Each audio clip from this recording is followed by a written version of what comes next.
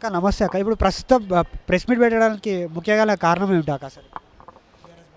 ఇవాళ మండలిలో మరి మండలికి రాజీనామా చేసిన అని చెప్పుకున్నా ఇంకా కొనసాగుతూ ఉన్న బీఆర్ఎస్ ఎమ్మెల్సీ బీఆర్ఎస్ పార్టీ నుంచి సస్పెండ్ చేసినటువంటి ఎమ్మెల్సీ కల్వకుంట్ల కవిత గారు చేసినటువంటి ప్రసంగం, ఆ ప్రసంగం మీద ఆమె మాటలను మీద ఖండిస్తూ మేము ఇవాళ ప్రెస్ మీట్ పెట్టడం జరిగింది భవన్లో.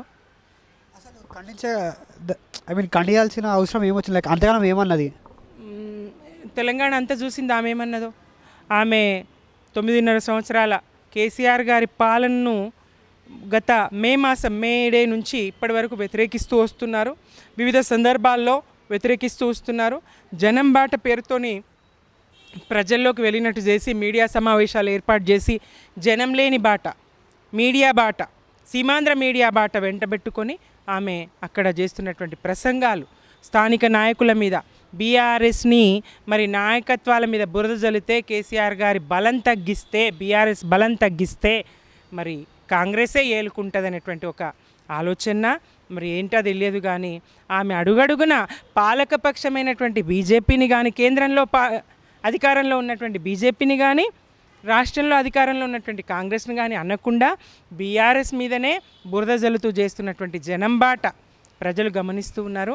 అదే క్రమంలో మండలిలో ఇవాళ ఆమె కన్నీరు గారుస్తూ కేసీఆర్ గారిని నానా మాటలు అంటూ ఉంటే బాధతో, దుఃఖంతో మేము కూడా ఇక్కడ ప్రెస్ మీట్ పెట్టడం జరిగింది. మరి 2001 నుంచి కేసీఆర్ గారి అడుగుజాడలో నడిచినట్టు ఉద్యమ కార్యకర్తలుగా మా దుఃఖం మాది. కేసీఆర్ గారు ఎంత శ్రమ కోర్చి, ఎన్ని త్యాగాలు చేసి మరి అటుకులే బుక్కిండో, అన్నమే తిన్నాడో, ప్రజల్లోకి వచ్చిండు, ప్రజల మధ్యన ఉన్నాడు, ప్రజల మధ్యన జీవించిండు, ప్రజల్ని విన్నాడు.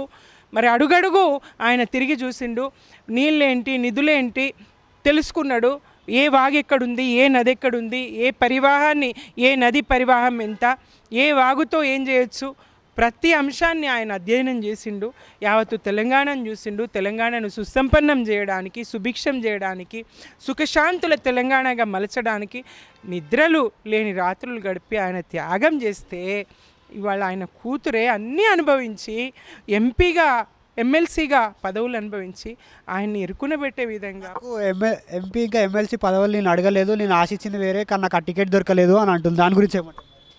మీరు ఏం ఆశించినా, మీరు ముఖ్యమంత్రి స్థానమే ఆశిస్తూ ఉన్నారు. మీరు ముఖ్యమంత్రి స్థానమే ఆశిస్తూ ఉన్నారు. అదే ప్రజలకి ఇప్పుడు చెప్తా ఉన్నారు కదా.